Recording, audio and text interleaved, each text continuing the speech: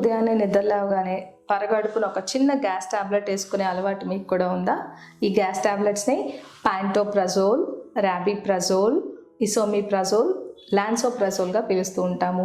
అసలు ఈ gas tablets ఎలా పనిచేస్తాయి, ఎక్కువ కాలం వాడచ్చా, కొన్ని సంవత్సరాలుగా వాడే వాళ్ళల్లో వచ్చే సైడ్ ఎఫెక్ట్స్ గురించి మనం ఈ వీడియోలో డిస్కస్ చేద్దాం.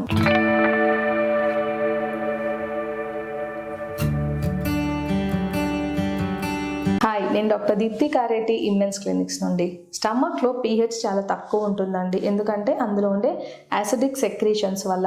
ఈ యాసిడిక్ ఎన్విరాన్మెంట్ అనేది ప్రోటీన్ డైజెషన్కి చాలా ఇంపార్టెంట్. ఇంకా మన శరీరంలో విటమిన్స్, మినరల్స్ అబ్జార్ప్షన్కి కూడా ఇది చాలా ఉపయోగపడుతూ ఉంటుంది. స్టమక్ యాసిడ్ అనేది బ్యాక్టీరిసైడల్ ఎఫెక్ట్, అంటే మనం తీసుకునే ఫుడ్, వాటర్లో ఉండే బ్యాక్టీరియాని కూడా చంపేసే ఎఫెక్ట్ ఈ యాసిడిక్ సెక్రీషన్కి ఉంటుంది. కాబట్టి మన ఇమ్యూనిటీకి కూడా ఇది సహాయపడుతుంది. కాకపోతే ఈ యాసిడ్ కంటెంట్ తగ్గినా కూడా చాలా హెల్త్ ప్రాబ్లమ్స్ వస్తాయి, పెరిగినా కూడా చాలా హెల్త్ ప్రాబ్లమ్స్ వస్తాయి.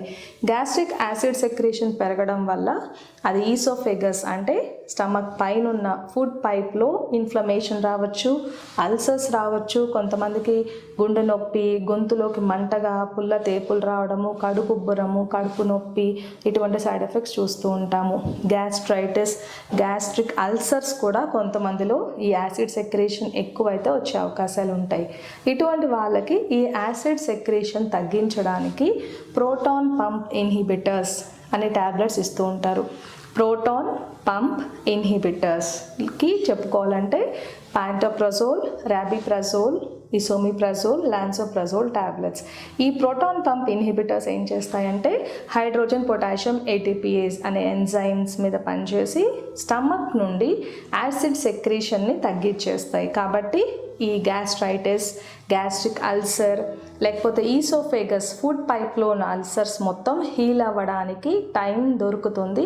సో గ్రాడ్యువల్గా ఆ పుండ్లన్నీ తగ్గిపోయి మళ్ళీ మ్యూకోసా కొత్తగా తయారవుతుంది. అప్పుడు వాళ్ళకి ఈ రీఫ్లక్స్ డిసీజ్, జీఈఆర్డి అంటాం కదా, యాసిడ్ రీఫ్లక్స్ డిసీజ్, ఆ సిమ్టమ్స్ నుండి వీళ్ళకి చాలా ఉపశమనం దొరుకుతుంది. కానీ ఈ పీపీఐస్ అంటే ప్రోటాన్ పంప్ ఇన్హిబిటర్స్ లేకపోతే గ్యాస్ టాబ్లెట్స్ అని పిలుస్తూ ఉంటారు కామన్గా, కొంతకాలమే వాడాలండి, అవసరమైనంత టైం మాత్రమే. కానీ కొంతమంది కొన్ని సంవత్సరాలుగా వాడుతూ ఉంటారు. ఒక స్ట్రిప్ చూపిస్తారు మా పేషెంట్స్ దగ్గరకు వచ్చినప్పుడు, రోజు ఉదయాన్నే కొన్ని సంవత్సరాలుగా వాడుతున్నామండి, ఇది మా బాడీకి అలవాటైపోయిందని చెప్తూ ఉంటారు.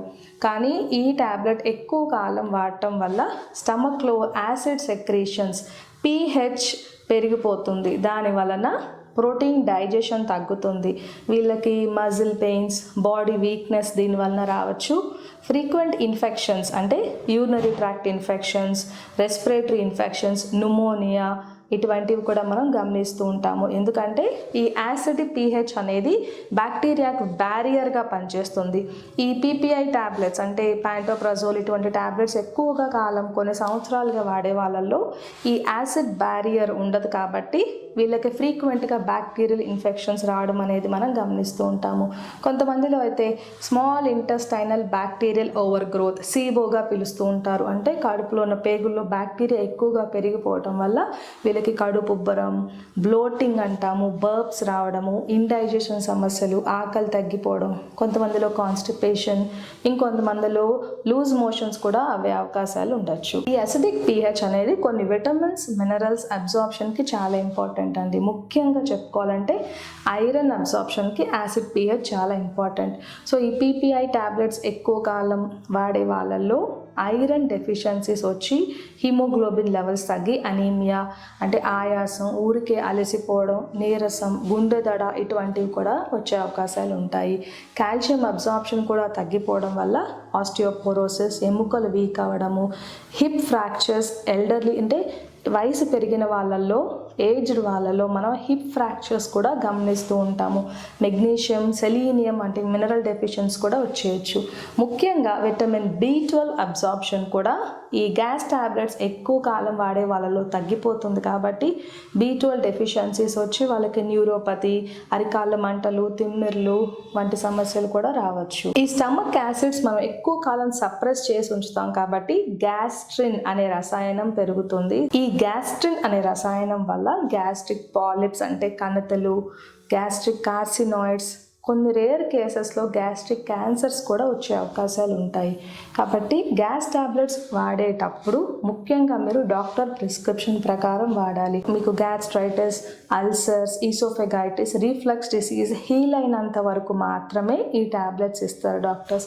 ఎక్కువ కాలం సంవత్సరాల కొద్దీ ఈ టాబ్లెట్స్ వాడేస్తే కొంతమందిలో డిమెన్షియా, మతిమరుపు, ఆల్జీమర్స్ డిసీజ్ వచ్చే అవకాశాలు కూడా ఉంటాయి. కాబట్టి మీరు డాక్టర్స్ ప్రిస్క్రిప్షన్ ప్రకారం లిమిటెడ్ టైమ్గా ఈ టాబ్లెట్స్ని వాడుకుంటే మనం ఎటువంటి సైడ్ ఎఫెక్ట్స్ రాకుండా చూసుకోవచ్చు.